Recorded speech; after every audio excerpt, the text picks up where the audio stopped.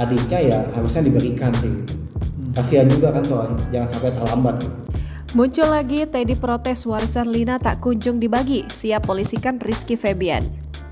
Apa kabar Teddy Pardiana? Lama tak ada kabar, suami mendiang Lina Jubaidah tersebut kini muncul membawa kabar mengejutkan. Ia bakal melaporkan putra sulung Sule, Rizky Febian, ke polisi.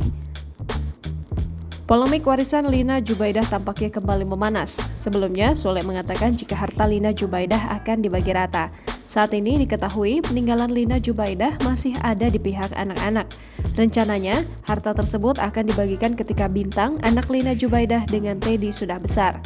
Namun Teddy kekeh minta harta tersebut diberikan lantaran kini kesulitan membeli susu.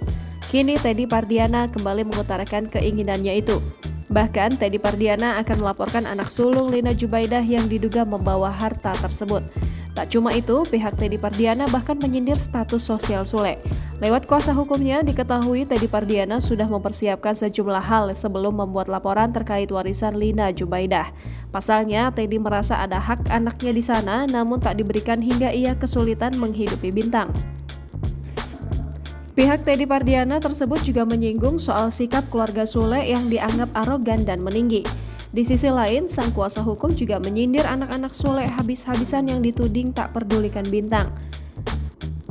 Di sisi lain, netizen justru menghujat Teddy Pardiana habis-habisan. Bahkan ia disamakan dengan Dodi Sudrajat yang kini juga meributkan warisan putrinya.